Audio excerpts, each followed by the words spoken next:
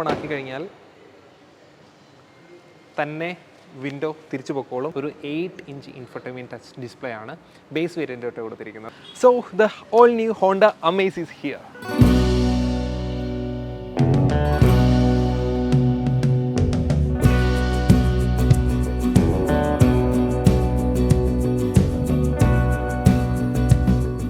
ഇതിനെ ശരിക്കും all new Honda Amaze തന്നെ പറയാം. കാരണം കുറേ ഓൾഡ് സ്കൂളായിട്ടുള്ള കുറച്ച് കാര്യങ്ങൾ മാറ്റി ഹോണ്ട ഭയങ്കര രീതിയിൽ അപ്ഡേറ്റഡ് ആയിരിക്കുകയാണ്. ഫീച്ചേഴ്സ് ആണല്ലോ ഇപ്പോഴത്തെ എല്ലാ മാർക്കറ്റിൽ പിടിച്ചിരിക്കേണ്ട മെയിൻ സംഭവം. എല്ലാ ഫീച്ചേഴ്സും ഉൾപ്പെടുത്തിയാണ് ഹോണ്ട പുതിയതായിട്ട് അമേസിനെ കൊണ്ടുവന്നിരിക്കുന്നത്. ഏതായാലും കുറച്ച് കാലമേ ആയിട്ടുള്ള ഇവരുടെ പുതിയ ഫേസ് ലിഫ്റ്റുകളൊക്കെ വന്നിട്ട് ഉടനെ ഏതായാലും മൊത്തത്തിൽ മാറ്റി പുതിയൊരു മോഡലിനെ അവർ കൊണ്ടുവന്നിരിക്കുന്നു.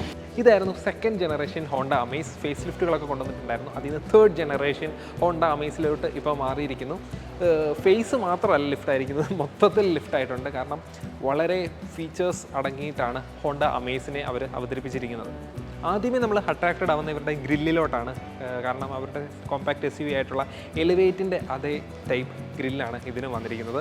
നേരത്തെ വന്നിരുന്ന ആ ഒരു ഗ്രില്ലിനെക്കാട്ടിലും കുറച്ചുകൂടെ ബെറ്ററായിട്ട് കുറച്ചുകൂടെ ജയൻറ്റ് സൈസ് ഫീൽ ചെയ്യുന്ന രീതിയിലുള്ള ഗ്രില്ലാണ് കൊടുത്തിരിക്കുന്നത്. അതുകൊണ്ട് വണ്ടിയുടെ ഓവറോൾ ആദ്യം കാണുന്ന ആ ഒരു റോഡ് പ്രസൻസ് തന്നെ ഭയങ്കര ബെറ്ററായിരിക്കും. ഡിസൈൻ വൈസ് നിങ്ങൾക്ക് പുറമേ കാണാവുന്ന കാര്യങ്ങളൊക്കെയാണ് ഇതിൽ വന്നിരിക്കുന്നത്. പഴയ അമേസുമായിട്ട് ഇതുമായിട്ട് കമ്പയർ ചെയ്ത് കാണിക്കുമ്പോൾ നിങ്ങൾക്ക് മനസ്സിലാവും. ഈ കാണിച്ചുകൊണ്ടിരിക്കുന്നത് പഴയ അമേസാണ്. അതിൻ്റെ ഒരു ഡിസൈനും ഫ്രണ്ട് ഡിസൈനും നിങ്ങൾക്ക് ഏതാ ഇഷ്ടപ്പെട്ടതെന്ന് കമൻറ്റ് ചെയ്യുക. എനിവേയ്സ് ഫീച്ചേഴ്സ് അതാണല്ലോ ഏറ്റവും പുതിയ അമേസിൻ്റെ വ്യത്യസ്തമായി കൊണ്ടുവന്ന കാര്യങ്ങൾ. അതായത് ജാപ്പനീസ് കാർ മാനുഫാക്ചറേഴ്സിനെ സംബന്ധിച്ചിടത്തോളം അവർ കൂടുതൽ ഫോക്കസ് ചെയ്യുന്ന റിലയബിലിറ്റിയാണ്. അതായത് ഇപ്പം കൊറിയൻ മാനുഫാക്ചറേഴ്സ് നോക്കുമ്പോൾ ഫീച്ചേഴ്സ് ആയിരുന്നു, ജർമ്മൻ നോക്കുമ്പോൾ പെർഫോമൻസ് ആയിരുന്നു, ഡ്രൈവബിലിറ്റി ആയിരുന്നു. അതൊക്കെ വെച്ച് നോക്കുമ്പോൾ ഇവർ ഫീച്ചേഴ്സ് എന്നുള്ളൊരു കാര്യം വലിയ രീതിയിൽ ഫോക്കസ് ചെയ്തിട്ടുണ്ടായിരുന്നില്ല. പക്ഷേ ഈ തവണ പറ്റുന്ന ഫീച്ചേഴ്സ് എല്ലാം ഇതിൽ ഉൾപ്പെടുത്തിയിട്ടുണ്ട്. അതിൽ ഏറ്റവും എടുത്തു പറയാനുള്ളത് അഡാസ് ഫീച്ചേഴ്സാണ്. അഡാസിൻ്റെ ലെവൽ 2 ഫീച്ചേഴ്സ് നമ്മുടെ അമേസിൻ്റെ പുതിയ വേരിയൻറ്റിൽ കൊണ്ടുവന്നിട്ടുണ്ട്. ക്യാമറ ബേസ്ഡ് അഡാസ് ആണ് എങ്കിലും ക്രൂസ് കൺട്രോൾ, അഡാപ്റ്റീവ് ക്രൂസ് കൺട്രോളും ലൈൻ കീപ്പ് അസിസ്റ്റും കാര്യങ്ങളും എല്ലാം വന്നിട്ടുണ്ട്. അതൊക്കെ നമുക്ക് വിശദമായിട്ട് പറയാം. പിന്നെ ഏറ്റവും എടുത്തു പറയേണ്ട ഒരു കാര്യമാണ് ഇതിൻ്റെ ബേസ് വേരിയൻറ്റിൽ തന്നെ ഏറ്റവും അത്യാവശ്യമായിട്ടുള്ള കാര്യങ്ങളെല്ലാം കൊടുത്തിട്ടുള്ളതാണ്. അതും നമ്മൾ ഓരോന്നോരോന്നായിട്ട് എടുത്ത് പറയാം. നമുക്ക് വണ്ടി ഇവിടുന്ന് മാറ്റി വേറെ അടുത്ത് കൊണ്ട് ഷൂട്ട് ചെയ്യാം. പിന്നെ അമേസിൽ നേരത്തെ ഉണ്ടായിരുന്ന ഒരു പരാതിയായിരുന്നു ഗ്രൗണ്ട് ക്ലിയറൻസ് കുറവാണെന്നുള്ള കാര്യം. അതും ഈ ഒരു മോഡലോടുകൂടി പരിഹരിച്ചിട്ടുണ്ട്. പൊടിക്ക് ഗ്രൗണ്ട് ക്ലിയറൻസ് കൂട്ടിയിട്ടുണ്ട്. പിന്നീട് ഹാലജൻ പ്രൊജക്ടർ ലാംപ്സ് ഒക്കെ ആയിരുന്നു അവർ കൊണ്ടുവന്നിരുന്നതെങ്കിലും ഇപ്പം LED ഹെഡ് ലാംപ്സ് അവർ അവതരിപ്പിച്ചിട്ടുണ്ട്. ഇതാണ് ഇതിൻ്റെ ടെയില്. പഴയതിനെ അപേക്ഷിച്ച് കുറച്ചുകൂടെ തിന്നാക്കി കുറച്ചുകൂടെ എക്സ്റ്റെൻഡ് ചെയ്ത് കൊണ്ടുവന്നിട്ടുണ്ട്. സിറ്റിയുടെ അത്രയും എക്സ്റ്റെൻഡ് ചെയ്തിട്ടില്ലെങ്കിലും കുറച്ചുകൂടെ ബെറ്റർ പ്രീമിയം ഫീല് തോന്നിക്കുന്ന ഒരു റിയർ ഡിസൈനും നമ്മുടെ പുതിയ ഹോണ്ട അമേസിന് വന്നിട്ടുണ്ട്. 2013 അവരുടെ ഫസ്റ്റ് ജനറേഷൻ ഹോണ്ട അമേസ് അവതരിപ്പിക്കുന്നത്. അന്ന് ഡീസൽ വേരിയൻസിലൊക്കെ അവൈലബിൾ ആയിരുന്നു. പിന്നെ ഏറ്റവും അട്രാക്റ്റഡ് ആയിട്ടുള്ളൊരു കാര്യം, ഒരു ഫാമിലി കാറായിട്ട് എല്ലാവരും സ്വീകരിച്ചതിന് മറ്റൊരു കാര്യം സെഡാൻ. ഒരു 10 lakhs ബഡ്ജറ്റിൽ വാങ്ങിക്കാൻ പറ്റുന്നൊരു ബെറ്റർ ഓപ്ഷനായിട്ട്, അതും ഹോണ്ടയുടെ വെഹിക്കിൾ ആയതുകൊണ്ട് റിലയബിലിറ്റി കാര്യങ്ങളെല്ലാം വിശ്വസിച്ചെടുക്കാൻ പറ്റുന്നതുകൊണ്ട് ഫാമിലി അതിനെ സ്വീകരിച്ചു. പിന്നീട് സെക്കൻഡ് ജനറേഷൻ വന്നപ്പോഴും ഒട്ടും മോശമായിട്ടിരുന്നില്ല. ഒരു പ്രോപ്പർ റൈഡ് ക്വാളിറ്റി പ്രൊവൈഡ് ചെയ്യാൻ പറ്റുന്നൊരു വാഹനം തന്നെയായിരുന്നു ഹോണ്ട അമേസ്. അതായത് അതിൻ്റെ ബോഡി ക്വാളിറ്റിയിലും ഇൻറ്റീരിയർ ഫിറ്റ് ആൻഡ് ഫിനിഷിലും എല്ലാം ബെറ്റർ പെർഫോമൻസ് തന്നെ ഹോണ്ട അമേസ് കാഴ്ചവെച്ചിട്ടുണ്ടായിരുന്നു. അപ്പം തേർഡ് ജനറേഷൻ അവതരിപ്പിക്കുമ്പോഴും അതൊട്ടും പിന്നോട്ട് പോയിട്ടില്ല എന്ന് തന്നെ നമുക്ക് പറയാൻ പറ്റും. പിന്നെ ഇത്തവണ ഹോണ്ട ഏറ്റവും കൂടുതൽ കോൺസെൻട്രേറ്റ് ചെയ്തിരിക്കുന്നത് ഫീച്ചേഴ്സിലാണ്. നമ്മൾ മുമ്പേ പറഞ്ഞല്ലോ, അതിൽ ഏറ്റവും എടുത്തു വരേണ്ട മറ്റൊരു കാര്യമാണ് ഇതിൻ്റെ ഇൻഫോർടൈൻമെൻറ്റ് ഡിസ്പ്ലേ. ഒരു 8-inch ഇൻഫോർടൈൻമെൻറ്റ് ടച്ച് ഡിസ്പ്ലേ ആണ് ബേസ് വേരിയൻ്റായിട്ട് കൊടുത്തിരിക്കുന്നത് എന്നുള്ളതാണ് ഏറ്റവും അട്രാക്ഷൻ. അതിൽ തന്നെ wireless Android auto and apple CarPlay connectivity കൊടുത്തിട്ടുണ്ട്. പിന്നീട് വയർലെസ് ചാർജിങ് കൊണ്ടുപോകും ഈ ഒരു അമേസിൽ. അത്രയും കാര്യങ്ങൾ ഇൻഫോർടൈൻമെൻറ്റിൽ ഒറ്റ നോട്ടത്തിൽ നമുക്ക് പറയാൻ പറ്റും. പിന്നെ MID നോക്കിയാൽ അതും ഒരു 7-inch fully digital multi information display ആണ് കൊടുത്തിരിക്കുന്നത്. അതും നല്ല ക്വാളിറ്റി ഉള്ള ഫീൽ ചെയ്യുന്ന നല്ലൊരു MID ആണ് കൊടുത്തിരിക്കുന്നത് തന്നെ പറയാം. പിന്നെ ഇതിൻ്റെ ഉള്ളിൽ PM 2.5 ക്യാബിൻ എയർ പ്യൂരിഫയേഴ്സ് ആണ്. അതായത് ഈ ഒരു സെഗ്മെൻറ്റിൽ ഈ ഒരു പ്രീമിയം എയർ പ്യൂരിഫയിങ് സിസ്റ്റം കൊണ്ടുവന്നിരിക്കുന്നത് അമേസ് ആണ്. പിന്നെ ഒരു 6 സ്പീക്കേഴ്സ് ഓഡിയോ സിസ്റ്റം വരുന്നുണ്ട്, ഓട്ടോമാറ്റിക് ക്ലൈമറ്റ് കൺട്രോൾ വരുന്നുണ്ട്, പുഷ് ബട്ടൺ സ്റ്റാർട്ട് വരുന്നുണ്ട്. പിന്നെ ഇതിൻ്റെ അഡാസ് ആണ് എടുത്ത് പറയേണ്ടത്. അതായത് ഈ ഒരു പ്രൈസ് റേഞ്ചിൽ ലെവൽ 2 അഡാസ് വരുന്ന കാറാണ് ഹോണ്ട അമേസ്. ഇതിൻ്റെ അഡാസ് ക്യാമറ ബേസ്ഡ് ആണെന്ന്, റഡാർ ബേസ്ഡ് അല്ല. ക്യാമറ ബേസ്ഡ് ആണെങ്കിൽ പോലും ഇതിന് ഫുൾ HD ക്യാമറാസ് ആണ് വരുന്നത്. അതായത് അവർ പറയുന്നത് 120 meters അപ്പുറത്തുള്ളത് വരെ ഒബ്ജക്റ്റ് വരെ സെൻസ് ചെയ്യാനുള്ള കപ്പാസിറ്റി ഇതിൻ്റെ ക്യാമറയ്ക്കുണ്ട്. അത്ര റെസൊല്യൂഷൻ കൂടിയ ക്യാമറാസ് ആണ് യൂസ് ചെയ്തിരിക്കുന്നത്. അതുകൊണ്ട് ദൂരേനെ സെൻസായി പ്രോപ്പർലി അത് സെൻസായിട്ട് നമുക്ക് അലേർട്ട് തരുമോ അല്ലെങ്കിൽ അതനുസരിച്ച് റിയാക്ട് ചെയ്യുകയോ ചെയ്തോളൂ. പിന്നെ അഡാസിൻ്റെ കാര്യത്തിൽ അവർ പറഞ്ഞിട്ടുള്ളത് സേഫ്റ്റി ഫോർ എവരി വൺ. അതായത് കൂടുതൽ പൈസ കൊടുക്കുന്നവർക്ക് മാത്രം സേഫ്റ്റി പോരാ, നമ്മുടെ normal compact SUVs, compact sedans ഒക്കെ മേടിക്കുന്നവർക്കും സേഫ്റ്റി കൊടുക്കണമെന്നാണ്. അതുകൊണ്ട് അഡാസിൻ്റെ എല്ലാ ഫീച്ചേഴ്സും ലെവൽ 2 ഫീച്ചേഴ്സ് ഇതിൽ കൊടുത്തിട്ടുണ്ട്. അതായത് അതിൽ ലൈൻ കീപ്പ് അസിസ്റ്റ് വന്നിട്ടുണ്ട്, അഡാപ്റ്റീവ് ക്രൂസ് കൺട്രോൾ ഉണ്ട്. അതായത് ഫ്രണ്ടിൽ പോകുന്ന വണ്ടി സ്പീഡ് കുറച്ച് കഴിഞ്ഞാൽ നമ്മൾ ക്രൂസ് കൺട്രോൾ ഇട്ടേക്കുന്ന സമയത്ത് നമ്മുടെ വണ്ടിയും സ്പീഡ് കുറയും, അവർ കയറി പോകുമ്പോൾ അതനുസരിച്ച് നമ്മുടെ വണ്ടിയും കയറി പോയിക്കോളും. Adaptive cruise control. പിന്നീട് ലൈൻ ഡിപ്പാർച്ചർ വാർണിംഗ്, അതിന് വേണ്ടിയിട്ട് നമ്മുടെ ലെഫ്റ്റ് സൈഡിലെ മിററിലും ഒരു ക്യാമറ കൊടുത്തിട്ടുണ്ട്. 360 ഡിഗ്രി ക്യാമറയ്ക്കുള്ള ക്യാമറ അല്ല അത്. പിന്നീട് കൊളിഷൻ വാർണിംഗും ഓട്ടോ ഹൈ ബീം ഹെഡ്ലൈറ്റ്സുമാണ് ഇതിൽ വന്നിരിക്കുന്നത്. നമ്മൾ ഓപ്പോസിറ്റ് വരുന്ന വണ്ടി പാസ് ചെയ്ത് പോയതിന് ശേഷം വണ്ടി ഓട്ടോമാറ്റിക്കായിട്ട് ഹൈ ബീമിലോട്ട് തന്നെ സ്വിച്ച് ചെയ്തോളൂ. അഡാസ് പോലുള്ള കുറച്ച് ഇലക്ട്രോണിക് ഫീച്ചേഴ്സ് മാത്രം കൊടുത്തിട്ടല്ല അവർ സേഫ്റ്റി നോക്കിയിരിക്കുന്നത്. എയ്സ് ബോഡി സ്ട്രക്ചറാണ് ഇതിൽ വന്നിരിക്കുന്നത്. 46% ഹൈ ടെൻസൈൽ സ്റ്റീലാണ് ഇതിൽ യൂസ് ചെയ്തിരിക്കുന്നത്.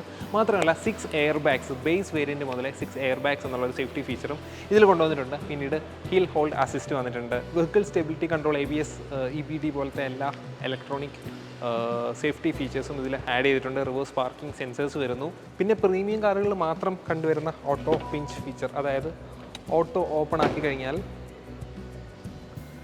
തന്നെ വിൻഡോ തിരിച്ചു പൊക്കോളും, നമ്മുടെ കൈ വെച്ച് അമക്കുകയൊന്നുമില്ല. പിള്ളേരൊക്കെ കൈ ഇട്ടിരിക്കുന്ന സമയത്ത് ആ ഒരു സേഫ്റ്റി ഫീച്ചറും ഇതിൽ ആഡ് ആക്കിയിട്ടുണ്ട്. പിന്നെ ഇതിൻ്റെ സീറ്റിംഗ് കംഫർട്ട്, നല്ല പ്രീമിയം സീറ്റ്സ് ആണ് ഇതിന് വന്നിരിക്കുന്നത് വിത്ത് ഹൈറ്റ് അഡ്ജസ്റ്റ്മെൻറ്റ്. നമുക്ക് ഹൈറ്റ് അഡ്ജസ്റ്റ്മെൻറ്റും ബേസ് വേരിയൻ്റ് തൊട്ടേ ഇതിൽ വന്നിട്ടുണ്ട്. ആ ഒരു ഹൈറ്റ് അഡ്ജസ്റ്റ്മെൻ്റ് ഒക്കെ എല്ലാ വണ്ടികൾക്കും അങ്ങനെ കൊടുക്കാറില്ല. ഇപ്പോൾ വന്ന് അവർ ടോപ്പ് വേരിയൻറ്റിലോട്ട് മാത്രമൊക്കെ ആക്കാറുള്ളൂ. പക്ഷേ ഇതിനും ബേസ് വേരിയൻ്റ് തൊട്ട് ഹൈറ്റ് അഡ്ജസ്റ്റ്മെൻറ്റ് വന്നിട്ടുണ്ട്. ഇനി റിയർ സീറ്റ് കംഫർട്ട് കാണിക്കാം. കവേഴ്സ് ഒന്നും ഇളക്കിയില്ലാത്തതുകൊണ്ട് നമുക്ക് അധികം കംഫർട്ട് അറിയാൻ പറ്റില്ല. എങ്കിലും ആ ഇരുന്നിട്ട് ആ ഒരു ആംഗിളും പൊസിഷനിങ്ങും ഒക്കെ ബെറ്ററായിട്ട് തോന്നി. ഒരു ലെഗ് സ്പേസും ബെറ്ററായിട്ട് തോന്നി. ലെഗ് സ്പേസ് നമ്മൾ മുട്ടി ചെന്ന് ഇരിക്കാതിരിക്കാനായിട്ട് ഫ്രണ്ട് സീറ്റിൻ്റെ ആ ഒരു കർവൊക്കെ കൊടുത്തിരിക്കുന്നതും നമുക്ക് ബെറ്ററായിട്ട് ഇരിക്കാനുള്ള ഒരു സ്പേസ് കിട്ടുന്നുണ്ട്. പിന്നീട് ചാരി ഇരിക്കുമ്പോഴും ഈ ഒരു സൈഡിൽ ഇരിക്കുമ്പോൾ ഡോറയിൽ തട്ടുന്നതായിട്ട് പ്രശ്നങ്ങളൊക്കെ ചില വണ്ടികളിൽ കാണാറുണ്ട്. ഇതിന് ഈ ഒരു സൈഡിൽ ആ ഒരു കുഷൻ എക്സ്റ്റെൻഡ് ചെയ്തിരിക്കുന്നത്, അതായത് നമ്മൾ ചാരുന്ന ഭാഗത്ത് നിന്ന് സൈഡിലോട്ട് വെച്ചിരിക്കുന്നത് നമുക്ക് ഈ കൈ നമുക്ക് ഷോൾഡേഴ്സ് ഒന്നും എങ്ങനെ ചെന്ന് തട്ടാത്തതായിട്ടും കുറച്ചുകൂടെ കംഫർട്ടായിട്ട് ഇരിക്കാനുള്ള ആ ഒരു ഫീലും ഈ ഒരു കാര്യം കൊടുത്തതുകൊണ്ട് നമുക്ക് കിട്ടുന്നുണ്ട്. പിന്നെ റിയർ എ സി 2 വെൻസാണ് കൊടുത്തിരിക്കുന്നത്.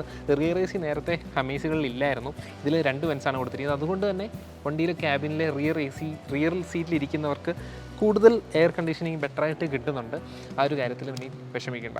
അതുകൂടാതെ റിയർ സീറ്റിന് സെൻറ്റർ ആംറെസ്റ്റും അതിലൊരു കപ്പ് ഹോൾഡേഴ്സും വന്നിട്ടുണ്ട്. പിന്നീട് ബാക്കിലെ സീറ്റിലുള്ള 3 പേർക്കും ഹെഡ് റെസ്റ്റ് വന്നിട്ടുണ്ട്. അഡ്ജസ്റ്റബിൾ അല്ല, പക്ഷേ ഫ്രണ്ടിലുള്ളവർക്ക് അഡ്ജസ്റ്റബിൾ ഹെഡ് റെസ്റ്റ് ആണ് കൊടുത്തിരിക്കുന്നത്. ബാക്കിൽ അഡ്ജസ്റ്റബിൾ, എന്തായാലും 3 പേർക്കും കൊടുത്തിട്ടുണ്ടെന്നുള്ളൊരു വലിയൊരു കാര്യമാണ്.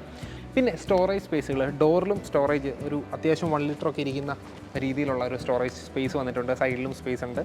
അതുപോലെ സെൻറ്ററിൽ 2 കപ്പ് ഹോൾഡേഴ്സ് വന്നിട്ടുണ്ട്. പിന്നെ ഡാഷ്ബോർഡ് സ്പേസ് നോക്കുകയാണെങ്കിൽ അതും മോശമല്ലാത്ത രീതിയിലുള്ള ഡാഷ്ബോർഡ് സ്പേസ് വന്നിട്ടുണ്ട്. പിന്നെ ഫോൺ വെക്കാനായിട്ട് പ്രത്യേകിച്ച് ഒരു സ്പേസ് ഉണ്ട്, അത് വിത്ത് വയർലെസ് ചാർജിങ് കൊണ്ടാണ്. അതുപോലെ ഫ്രണ്ടിലെ 2 സീറ്റിനെ സെൻറ്ററിലായിട്ട് ഒരു സ്റ്റോറേജ് സ്പേസ് ഉണ്ട്. അവിടെ വേണം നമുക്ക് ആംബ്രസ്റ്റ് ആഡ് ചെയ്യാനുള്ള ആക്സസറീസ് ഓപ്ഷനും വന്നിട്ടുണ്ട്. പിന്നെ ഇതിൻ്റെ സ്വിച്ചസ് നോക്കിയാൽ തന്നെ ലെഫ്റ്റ് സൈഡിൽ volume controls, home button, source, നമുക്ക് ഓഡിയോ സോഴ്സ് സെലക്ട് ചെയ്യാനുള്ളത്, കോൾ എടുക്കാനുള്ള ബട്ടൺസ് പോലുള്ള ബട്ടൺസ് ആണ് ലെഫ്റ്റ് സൈഡിൽ വന്നിരിക്കുന്നത്. റൈറ്റ് സൈഡിൽ കൂടുതലും ക്രൂസ് കൺട്രോളിൻ്റെ ബട്ടൺസ് ആണ്. അതുപോലെ അഡാസ് ഫീച്ചേഴ്സിൻ്റെ ബട്ടൺസും ആണ് വന്നിരിക്കുന്നത്. ലൈൻ കീപ്പ് അസിസ്റ്റിൻ്റെയും അഡാപ്റ്റീവ് ക്രൂസ് കൺട്രോൾസിൻ്റെ ബട്ടൺസ് ആണ് വന്നിരിക്കുന്നത്. പിന്നീട് ഓട്ടോ ഹെഡ് ലാംപ്സ് ആൻഡ് വൈപ്പേഴ്സിൻ്റെ ബട്ടൺസ് വന്നിരിക്കുന്നു. ഓട്ടോമാറ്റിക് വേരിയൻ്റ് ആണെങ്കിൽ ഒരു പാഡിൽ ഷിഫ്റ്റേഴ്സ് കൂടെ വരും. പിന്നീട് മഴ പെയ്യുന്ന സമയത്ത് നമ്മൾ വൈപ്പർ ഇടില്ല, ആ സമയത്ത് ഹെഡ് ലൈറ്റും കൂടെ ഓട്ടോമാറ്റിക്കായിട്ട് ഓൺ ആവും. ഇനിയും എൻജിൻ, ഹോണ്ടയുടെ ഐവിടെക് പ്രൂവൺ ആയിട്ടുള്ള ഐവിടെക് എഞ്ചിനാണ് with 90 horse power and 110 newton metres of torque provide ചെയ്യുന്ന ഒരു 4 സിലിണ്ടർ എഞ്ചിനാണ്. നമുക്ക് ഡിസയറിന് 3 സിലിണ്ടർ ആയിപ്പോയി, 1 ലിറ്റർ ആയിപ്പോയി എന്നുള്ളൊരു വിഷമൊക്കെ എല്ലാവർക്കും ഉണ്ട്. ഇത് 4 സിലിണ്ടർ വേണം നിർബന്ധമുള്ളവർക്ക് ഇതിലോട്ട് വരാം. ഇതിന് 3 വേരിയൻസിൽ അവൈലബിൾ ആണെന്ന് പറഞ്ഞല്ലോ, അതിലെല്ലാത്തിലും ഓട്ടോമാറ്റിക് വേരിയൻസ് അവൈലബിൾ ആണ്. ഒരു CVT ട്രാൻസ്മിഷനാണ് വന്നിരിക്കുന്നത്. നേരത്തെ ഉള്ള നമ്മുടെ അമേസിലും CVT, ഹോണ്ട CVTയുടെ ആൾക്കാരാണല്ലോ, എങ്കിലും മടുപ്പിക്കാത്ത CVTകളൊക്കെയുള്ള വണ്ടികളുണ്ട്. വിത്ത് പാഡിൽ ഷിഫ്റ്റേഴ്സ് വന്നിരിക്കുന്നത് കൊണ്ട് ഒരു സ്റ്റെപ്പ് അഡ്ജസ്റ്റ്മെൻ്റ് ആയിട്ട് നമുക്ക് CVTയെ യൂസ് ചെയ്യാം. ഒരു ഗിയർ ട്രാൻസ്മിഷൻ ഫീൽ ചെയ്യാൻ പറ്റുന്ന രീതിയിലാണ് ആ ഒരു പാഡിൽ ഷിഫ്റ്റ് യൂസ് ചെയ്ത് വണ്ടി ഓടിക്കുമ്പോൾ അതും വലിയ മോശമില്ലാത്ത രീതിയിൽ ഒരു ഡ്രൈവ് എക്സ്പീരിയൻസ് നിങ്ങൾക്ക് ഓഫർ ചെയ്യാനായിട്ട് പറ്റും. ഏതായാലും വണ്ടിയുടെ ബോഡി ക്വാളിറ്റി അത്യാവശ്യം വെയിറ്റും കാര്യങ്ങളൊക്കെ ഉണ്ട്. പക്ഷേ ഇതിൻ്റെ ബൂട്ട് സ്പേസ് ഓപ്പൺ ആക്കിയപ്പം ഭയങ്കര ലൈറ്റായിട്ടാണ് എനിക്ക് ഫീൽ ചെയ്തത്. ഭയങ്കര ലൈറ്റായിട്ടാണ് ബൂട്ട് ഓപ്പൺ ആക്കുമ്പോൾ നമുക്ക് ഫീൽ ചെയ്ത്, പ്രസ് ചെയ്യുമ്പോഴേ ഓപ്പൺ ആയിട്ടിങ്ങനെ വരുന്നു. എന്തായാലും ബോഡി ക്വാളിറ്റിയുടെ കാര്യത്തിലൊന്നും വിഷമിക്കേണ്ട കാര്യമില്ല. ഹോണ്ടയാണ്. ഡോറൊക്കെ ഓപ്പൺ ആക്കുമ്പോഴും അടയ്ക്കുമ്പോഴും അതിൻ്റെ ഒരു ക്വാളിറ്റി നമുക്ക് ഫീൽ ചെയ്യാനായിട്ട് പറ്റും. ഇനി ഫ്യൂവൽ എഫിഷ്യൻസി നോക്കുകയാണെങ്കിൽ 17 km/L ആണ് മാനുവലിൽ നമുക്ക് കിട്ടുന്നത്. ഓട്ടോമാറ്റിക് CVTയിലോട്ട് വരുമ്പോൾ 19 km/L കൂടുന്നതായിട്ട് നമുക്ക് കാണാം. പഴയ അമേസിൽ പെട്രോളിൽ അത്ര എഫിഷ്യൻസി കിട്ടുന്നില്ലായിരുന്നു, പക്ഷേ പുതിയ വണ്ടിയിൽ കുറച്ചുകൂടെ ഫ്യൂൽ എഫിഷ്യൻ്റ് ആണ് വണ്ടി. പിന്നീട് ഏറ്റവും അട്രാക്റ്റീവ് ആയിട്ടുള്ളൊരു കാര്യം പ്രൈസ് റേഞ്ച്. അതായത് ഇത്രയും ഫീച്ചേഴ്സും കാര്യങ്ങളും എല്ലാവരും കൊണ്ടുവന്നിട്ടും ആ ഒരു പ്രൈസ് റേഞ്ചിൽ തന്നെ അവർക്ക് നിർത്താനായിട്ട് പറ്റിയിട്ടുണ്ട്. 7.99 lakhs-നാണ് ഇതിൻ്റെ ബേസ് വേരിയൻറ്റിൻ്റെ ഷോറൂം പ്രൈസ് വരുന്നത്. ബേസ് വേരിയൻ്റ് എന്ന് പറയുമ്പോൾ വെറും ഒരു ബേസ് വേരിയൻ്റ് അല്ല, അത്യാവശ്യം ഫീച്ചേഴ്സ് എല്ലാം ഉൾപ്പെടുത്തിയാണ്, മീൻസ് മെയിൻ വേണ്ട കാര്യങ്ങളൊക്കെ ഉൾപ്പെടുത്തിയിട്ടാണ് ബേസ് വേരിയൻ്റ് തന്നെ കൊണ്ടുവന്നിരിക്കുന്നത്. 6 എയർ ബാഗ്സും അതുപോലെ 8-inch ഇൻഫോർടൈൻമെൻറ്റ് ഡിസ്പ്ലേ, പിന്നെ ഹെഡ്ലൈറ്റ്സ്. ബേസ് വേരിയൻ്റ് തൊട്ട് ഈ ഒരു ഹെഡ്ലൈറ്റ്സ് LED ഹെഡ് ലാംപ്സ് സെറ്റപ്പാണ് ബേസ് വേരിയൻറ്റിൽ തന്നെ കിട്ടുന്നത്. പിന്നീട് അകത്ത് നോക്കിക്കഴിഞ്ഞാൽ എല്ലാ സീറ്റ്സും ഹെഡ് റെസ്റ്റ് ഉണ്ട്. റിയറിലെ 3 സീറ്റ്സിലും ഫ്രണ്ടിലെ 2 സീറ്റ്സിലും ബേസ് വേരിയൻ്റ് തൊട്ട് ഹെഡ് റെസ്റ്റ് ഉണ്ട്. ഫ്രണ്ടിൽ അഡ്ജസ്റ്റബിൾ ആണെന്നേ ഉള്ളൂ. പിന്നീട് സീറ്റ് ഹൈറ്റ് അഡ്ജസ്റ്റ്മെൻറ്റ് അതും ബേസ് വേരിയൻ്റ് തന്നെ കൊടുക്കുന്നുണ്ട്. പിന്നീടുള്ള സേഫ്റ്റി ഫീച്ചേഴ്സൊക്കെ ബേസ് വേരിയൻ്റ് വരുന്നുണ്ട്. അഡാസും കാര്യങ്ങളൊക്കെ ടോപ്പ് വേരിയൻറ്റിൽ മാത്രമേ ഉള്ളൂ. പിന്നെ സെക്കൻഡ് വേരിയൻ്റ് തൊട്ട് 15-inch അലോയ് വീൽസ് ആണ് വരുന്നത്. ബേസ് വേരിയൻറ്റിന് 14-inch സ്റ്റീൽ വീൽസ് ആണ് വരുന്നത്. പിന്നെ വാക്ക് അവേ ഫീച്ചർ, അതായത് നമ്മൾ കീ ലോക്ക് ചെയ്തില്ലെങ്കിലും വണ്ടിയിൽ നിന്ന് ഇറങ്ങി പോകുമ്പോൾ നമ്മുടെ പോക്കറ്റിൽ കീ ഉണ്ടാവുമല്ലോ, നേരെ അങ്ങ് വാക്ക് അവേ ചെയ്താൽ മതിയാവും, വണ്ടി തന്നെ ലോക്ക് ആയിക്കോളും. അതുപോലെ തന്നെ കീല സെൻറ്ററിൽ 2 സൈഡിലും റിക്വസ്റ്റ് സെൻസേഴ്സ് ഉണ്ട്. ഇപ്പം എല്ലാവരും കോസ്റ്റ് കട്ടിംഗ് എന്ന് പറഞ്ഞ് ലെഫ്റ്റ് സൈഡിലെ കീല സെൻട്രി ഫീച്ചർ എടുത്ത് കളയാറുണ്ട്. പക്ഷേ ജാപ്പനീസ് നിർമ്മാതാക്കളാണ് ഇത് കളയാത്തത്. കാരണം സ്വിഫ്റ്റിലും അതുപോലെ തന്നെ മാഗ്നേറ്റിലും അതുപോലെ നമ്മുടെ അമേസിലും ഒക്കെ 2 സൈഡിലും റിക്വസ്റ്റ് സെൻസേഴ്സ് കൊടുത്തിട്ടുണ്ട്.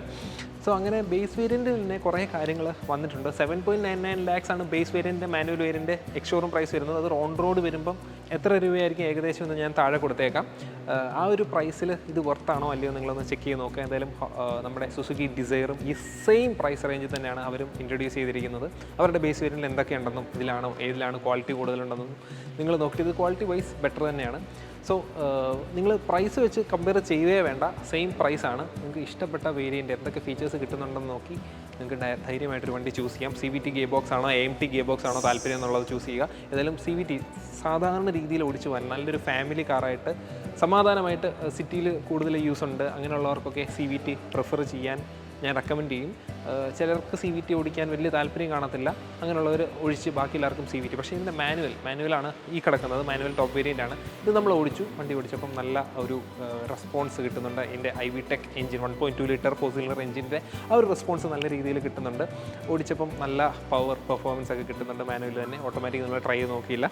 ഓക്കെ, അതൊക്കെയാണ് നമ്മുടെ ഹോണ്ട അമേസ് 24 ലാസ്റ്റിൽ ഹോണ്ട അവതരിപ്പിച്ച അമേസിനെ പറ്റി നമുക്ക് പറയാനുള്ളത്. ഈ വണ്ടിയെ പറ്റിയുള്ള നിങ്ങളുടെ അഭിപ്രായം താഴെ കമൻറ്റ് ചെയ്യുക. നിങ്ങൾക്ക് ഡിസയർ ആണോ അത് അമേസ് ആണോ കൂടുതൽ ഇഷ്ടപ്പെട്ടതെന്നും, ഹോണ്ടയുടെ വണ്ടികൾ യൂസ് ചെയ്യുന്ന ഹോണ്ടയുടെ നേരത്തെയുള്ള അമേസും അല്ലെങ്കിൽ എലിവേറ്റും അതുപോലെ ഹോണ്ട സിറ്റി ഒക്കെ യൂസ് ചെയ്യുന്നവരുടെ എക്സ്പീരിയൻസും, നമ്മൾ ഹോണ്ട എലിവേറ്റിൻ്റെ ഒരു എക്സ്പീരിയൻസ് നമ്മൾ കൊണ്ടുവരുന്നുണ്ട്. ഒരു ലോങ് ടേം നല്ല കിടിലൊരു എക്സ്പീരിയൻസ് നമ്മൾ കൊണ്ടുവരുന്നുണ്ട്. എലിവേറ്റിൻ്റെ ലോങ് ടേം റിവ്യൂവിൽ നിങ്ങൾക്ക് മനസ്സിലാകും ആ ഒരു വണ്ടിയുടെ കാര്യങ്ങളും. ഇതും ഫസ്റ്റ് യൂസേഴ്സൊക്കെ എടുത്തു കഴിയുമ്പോൾ നമുക്ക് ഇതിൻ്റെ യൂസർ എക്സ്പീരിയൻസ് ഉണ്ടാകും. So stay tuned. നിങ്ങൾക്ക് ഈ വീഡിയോ ഇഷ്ടപ്പെട്ടു, യൂസ്ഫുൾ ആയിട്ടുണ്ട് എന്നുണ്ടെങ്കിൽ നമ്മുടെ ചാനൽ സബ്സ്ക്രൈബ് ചെയ്യാനായിട്ട് മറക്കരുത്. വീഡിയോയും ലൈക്ക് ചെയ്യുക. നമ്മൾ പുതിയ വീഡിയോയുമായിട്ട് വീണ്ടും വരുന്നതായിരിക്കും. അതുവരേക്കും ഗുഡ് ബൈ.